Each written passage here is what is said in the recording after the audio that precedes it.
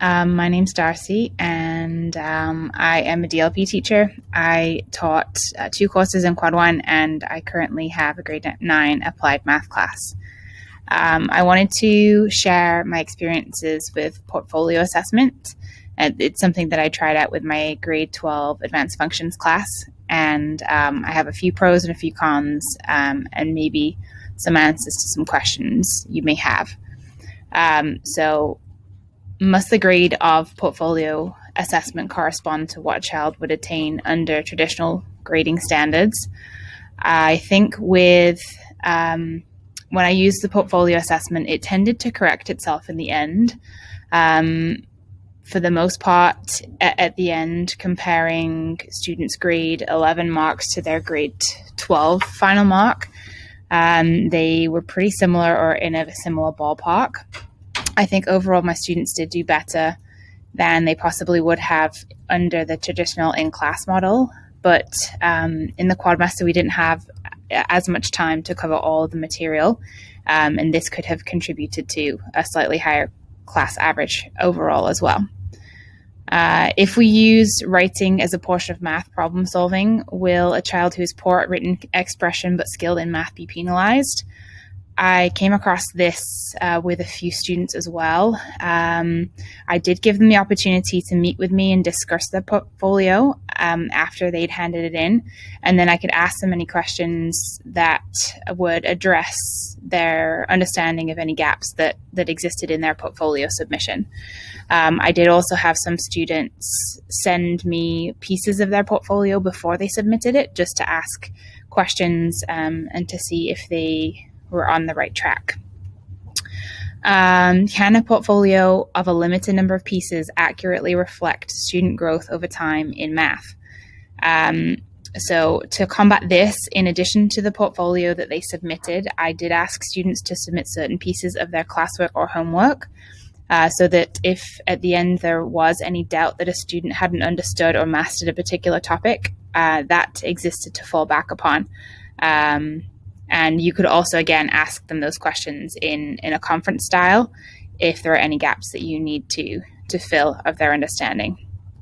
So I have pros and cons that I came across when I used this method. So the pros are definitely it prevents any plagiarism or kind of students copying other students because the submissions are so individualized. It can be used to evaluate process as well as product. So you could ask particular questions or ask for a particular submission that explains a process as well as just a result. I found that students took on a greater role in their learning process.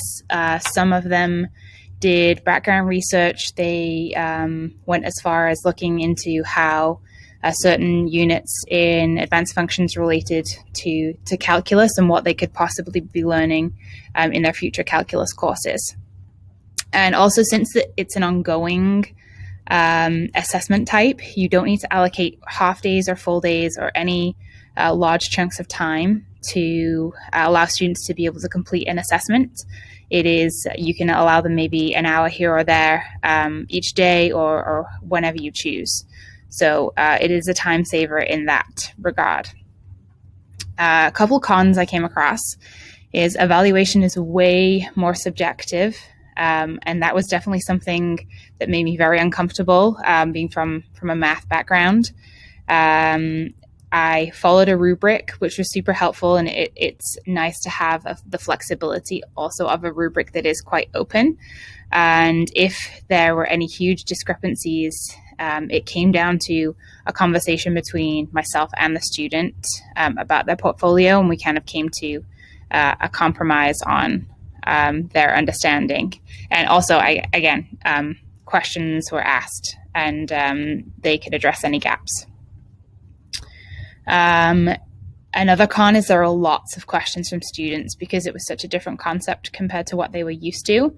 And I found a writing frame for the structure of the portfolio was super helpful to get them in the right direction and get them started.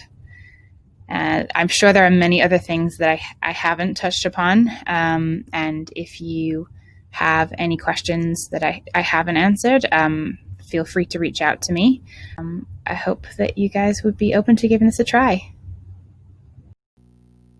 Many thanks to Darcy for sharing her reflections on using a portfolio as a form of assessment. I'm sure that this is a form of assessment we can adopt in many subject areas. Thank you for sharing, Darcy. If you'd like to connect with us, you could send Lisa or I an email. You can follow us on Twitter or visit our website.